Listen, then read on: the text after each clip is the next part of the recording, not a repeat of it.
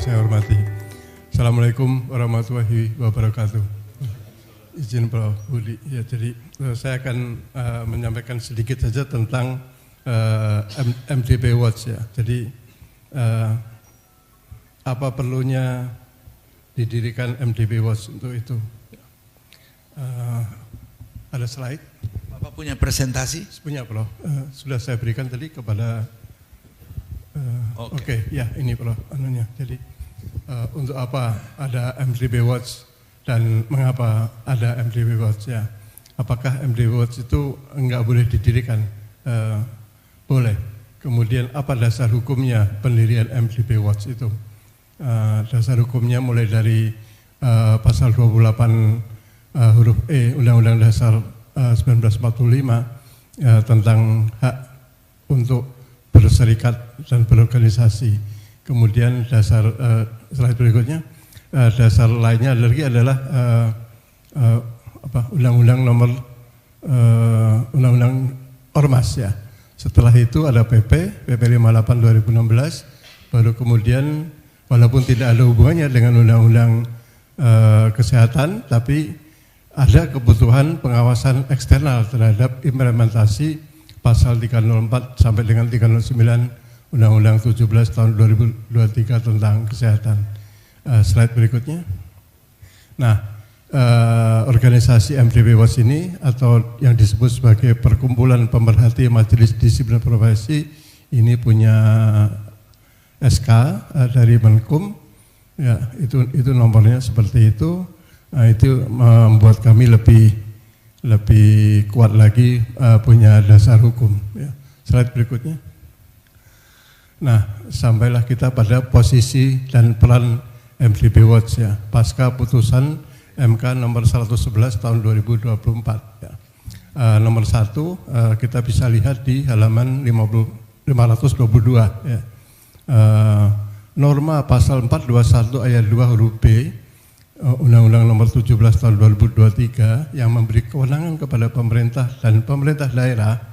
Pemerintah daerah ini dalam hal ini sudah terbentuk MDP tingkat wilayah ya. Sebagai badan eksekutif melakukan pengawasan terhadap etika dan disiplin profesi, tenaga kesehatan dan tenaga medis menimbulkan kekacauan dan ketidakpastian hukum sehingga bertentangan dengan pasal 28D ayat 1 Undang-Undang Negara Republik Indonesia tahun 1945. Oleh karena itu pemerintah pusat dan Pemda tidak punya wewenang atau tidak berwenang untuk mengawasi etika dan disiplin profesi. Ini jelas tercantum dalam halaman 522 putusan nomor 111 tahun 2024. Ya. Slide berikutnya. Kemudian pertimbangan dari putusan itu juga ada pertimbangan hukum ya, pertimbangan hukum mahkamah terhadap dalil pemohon, yaitu ada di halaman 518 poin 3.16.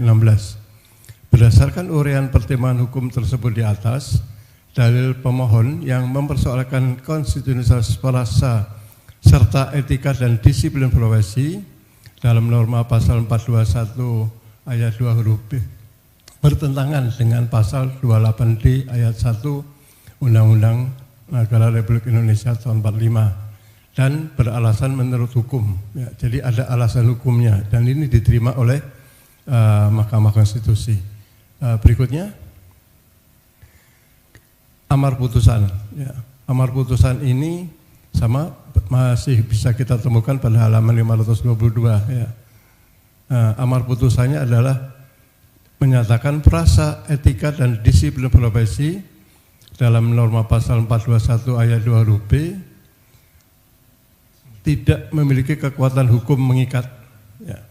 Artinya pemerintah pusat dan pemerintah daerah tidak memiliki kewenangan untuk mengawasi etika dan disiplin profesi.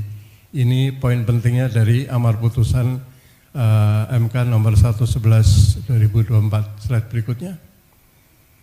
Kemudian apa yang harus dilakukan? Nah, di sini dengan tegas dan jelas disebutkan bahwa etika dan disiplin profesi bukanlah urusan pemerintah pusat dan pemerintah daerah. Kemudian muncul pertanyaan berikutnya, yaitu apakah MDP yang sudah eksis selama ini dibubarkan? tentu tidak seperti itu. Jadi MDP tetap bisa melaksanakan tugasnya, tapi akan lebih tepat apabila MDP yang sudah ada ini bertransformasi menyesuaikan diri dengan putusan MK 111 2024 itu, ya. Atau lebih jelasnya disempurnakan, ya, bertransformasi untuk menjadi lebih sempurna. Ya. Slide berikutnya, amar putusan nomor 6 ini kembali lagi tetap pada norma pasal 421 ayat 3, kalau tadi ayat 2, sekarang ayat 3, tidak memiliki kekuatan hukum yang mengikat secara bersyarat sepanjang kata masyarakat tidak dimaknai yang melibatkan kolegium, majelis disiplin profesi, perwakilan pemerintah, organisasi masyarakat terkait, akademisi dan atau pakar. Artinya MDP tetap ada, ya, tetap diakui eksistensinya dengan diharapkan ada perubahan sesuai dengan amar putusan yang tadi nomor 5 dan yang nomor 6. Ya. Jadi tetap harus ada pembaruan. Ya. Slide berikutnya. Nah, ini kembali ke SK pengangkatan yang tadi sudah disinggung oleh Prof. Yusril maupun Prof. Hamdan. Ada keputusan menteri, ya. Keputusan menteri ini tentu harus disesuaikan lagi dengan putusan MK yang baru tersebut. Ya. Berikutnya, ini juga dari talkshow Pak Menteri bersama Rosi itu juga dibuat udah sebelum adanya putusan MK, ya. Jadi ini juga perlu diperbaiki juga. Mungkin kita menunggu talkshow berikutnya, ya, Dr. Prasetyo, ya. Jadi ada talkshow berikutnya yang memperbarui talkshow juga etika. Oke, bagaimana langkah MDP berikutnya? Tentu sesuai kita menyesuaikan diri, yaitu tidak diberi lagi oleh pemerintah yang tadi SK-nya sudah kita lihat, diurus oleh profesi. Kemudian pemerintah pusat dan pemerintah daerah tidak bisa ikut campur lagi.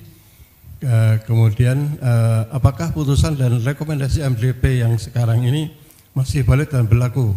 Nah, tentunya masih berlaku. Diharapkan ada penyesuaian dengan putusan MK yang 111 2024 itu, ya. Saya kira itu yang bisa saya sampaikan. Terima kasih banyak atas perhatiannya. Apabila ada kesalahan, mohon maaf yang sebesar-besarnya. Wabillahi taufiq wal hidayah. Wassalamualaikum warahmatullahi wabarakatuh.